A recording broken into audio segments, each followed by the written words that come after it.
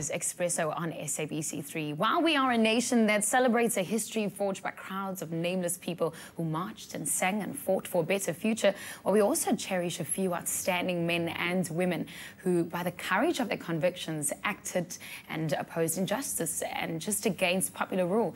Multiple award-winning photographer and filmmaker Adrian Steirn presents the portraits of 21 such personas, like we call them, in a new mini-series documentary called 21 Icons, which airs on SABC3 on Sundays just before the 7 p.m. news. Now, before we chat to our artist who's here with us on our Expresso studio and set today, I want to have a look at what is happening in this innovative series.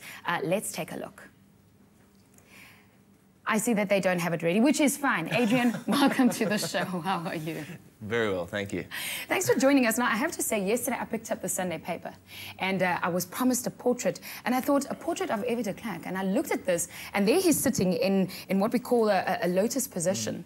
And it was something that I really wanted, instead of it rejecting it and throwing it away. Where did your inspiration for the 21 icons come from? Look, it really came from shooting portraits that had purpose, that were completely different. Exactly the scenario you were talking about yesterday. If I was to tell you, oh, you should see this photo of F.W. de Klerk, and it's him sitting there with his hands in his, you know, just a very average portrait, no one's interested. But with a portrait like that, everyone becomes suddenly interested. And that's the point, that's the hook for the project. I look at this and I think you've been a photographer for 15 years. You mentioned earlier to me that you are a filmmaker for the last 6 years.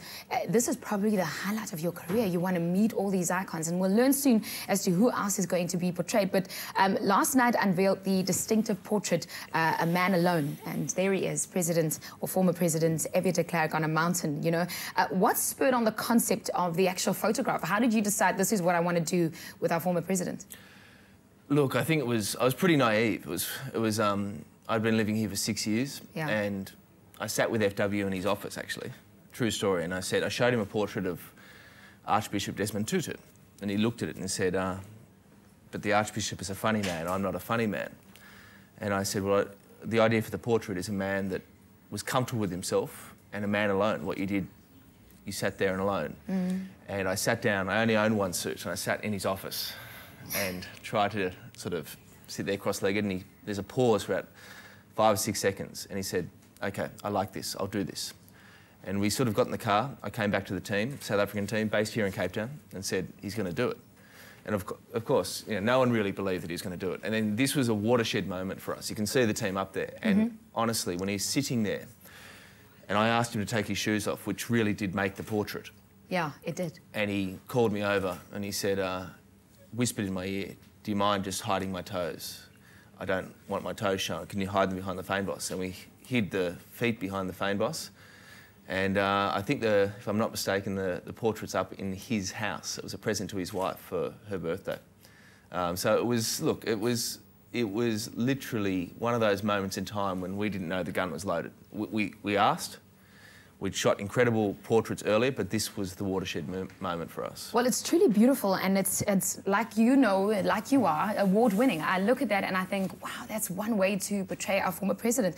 In the docu also, and I quote, de Klerk says, as I walked into Parliament, I said to my wife, South Africa will never be the same again.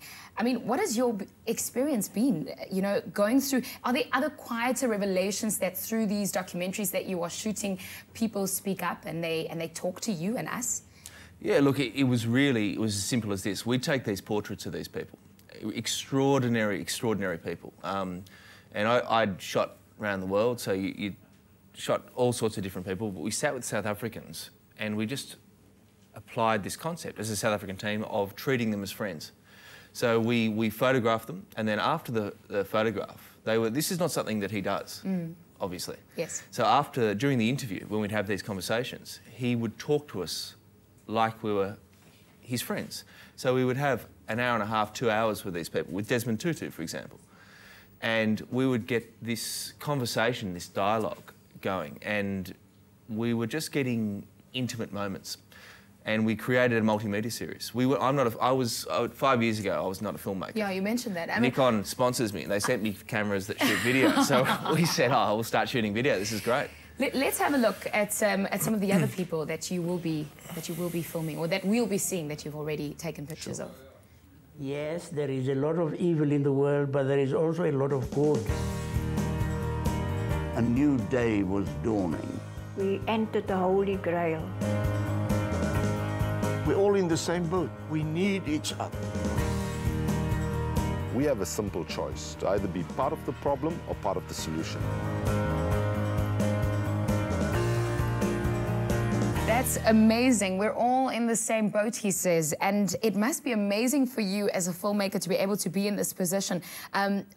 These portraits that you take pictures of, what can we look forward to? Is there anything that stands out for you as a filmmaker? I mean, I look at these documentaries and I think they're 3 minutes long. How much can you say in 3 minutes? Is there any beautiful moments, or are there any beautiful moments that were left out that you really wanted to get out there?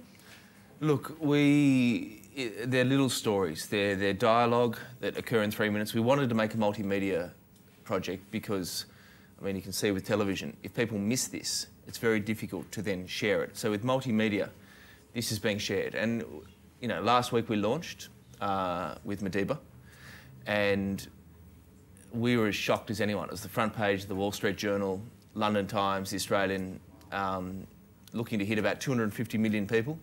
Wow. And these moments, to show a positive South Africa where there are incredible people, because everyone focuses on the obvious, and we wanted to create a project that showed men and women out there right now doing incredible things. I mean, a big catch cry for Africa is being the next generation. It'll be amazing. You watch, the next generation will be amazing. Well, Adrian, you are and we are all the next generation, and we're totally inspired by your work, and we wish you only the best. 21 icons, and of course, we have to take a look at it every Sunday at 6:57, so just before 7, but you can't miss out on it. 6:57 p.m.